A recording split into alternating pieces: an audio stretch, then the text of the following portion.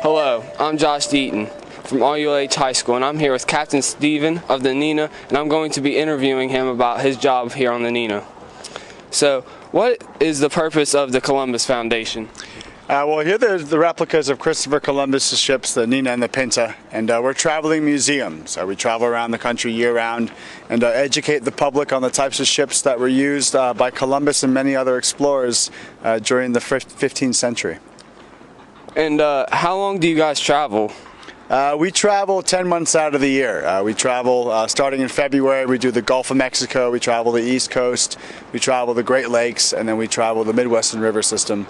And then eventually we'll end up back in the Gulf of Mexico for the beginning of December.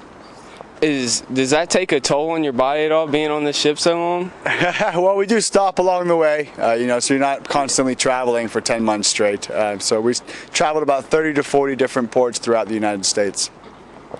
And are the ships the actual size as the originals? Yes. The Nina is an exact size. The Pinta is actually constructed a little bit larger. And both ships were constructed down in Brazil by 8th generation Portuguese shipwrights without the use of any electricity. What different safety precautions are maybe on the modern version than back then? Well, back then, he wasn't taking on visitors to come on board and look around the ships. Yeah. So we have obviously our gangways and ramps for people to walk on and off the ships in a safe manner. And we do have navigational equipment on board to keep in contact with any of the traffic coming in up and down the rivers here. And what do the tourists get to see when they come on this Nina? Well, both ships will be set up like floating museums, different artifacts, information placards around, but there's crew aboard to answer questions, answer any information that they have about the ships. And when they come on board, realizing that these are the most accurate replicas in the world, and the only traveling replicas that are in existence today.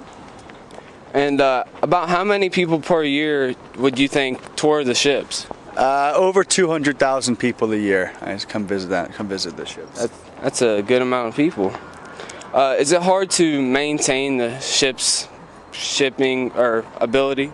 It's not hard, but you got to keep up on it. We're pretty much always doing maintenance here and there, but we do routine maintenance where we take the ships out of the water each year to put on new bottom paint, do any repairs, and do that in the month of January.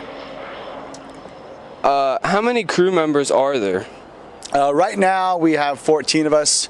We can fit 16. Back in the day they would have had 24 on the Nina here, 26 on the Pinta, and the largest of the three ships, the Santa Maria, would have had 40 men on board. And how do you become a crew member? Well, you come on board, if you're 18 and over, you fill an application out. And if we have opportunities available, then we'll take people on. It's a 3 to 4 week minimum, and then we pretty much see if it's going to be a workout for you or not, and you'll be able to tell as well. Why isn't there a Santa Maria replica?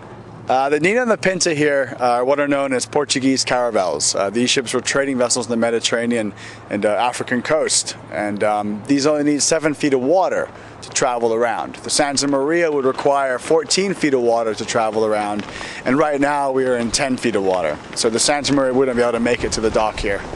And also a lot of places in the United States there isn't enough dockage for 3 big ships like this. I saw that the ships were featured in a movie, For Blood Moon. What's the movie about, and how was that experience? It was about a series of events that happened throughout history when there was a blood moon. So obviously last year, October, there's blood moon. There's been a series of them. And on Columbus' second voyage, he actually had a blood moon on that voyage. So then the film company got in touch with us, and we did the filming on the Arkansas River last fall about that event.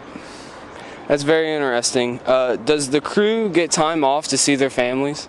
The crew are volunteer crew, so you can never force anyone to stay. You don't sign a contract, but we do give breaks here and there if people want to go, but obviously more time in advance. But for the most part, when people are on, they're on until they want to leave. And where is your next docking exactly? We're going to be traveling close to about 1,000 river miles down to Fulton, Mississippi, which is on the Tombigbee Waterway. So we'll take the Ohio River to the Cumberland River. We're going to go up the Cumberland, and then we're going to go up the Tennessee, and we're going to go down the Tombigbee to Fulton, Mississippi. And about how long are you expecting that to take? It'll be a week trip. And where are the ships stored in the off season? We do routine maintenance in Bayou Battery, Alabama. So you might have watched Forrest Gump back in the day. It's where all the Bubba Gump shrimp, where the scene of the lady coming out with all the different types of shrimp. That's in Bayou Battery, Alabama. And it's on the Gulf of Mexico. And we spend half of December, the month of January down in that area. And then we start touring again beginning of February. And I think that's all, and I want to thank Captain Stephen for spending some time with us. Thanks for coming down. Thank you, sir.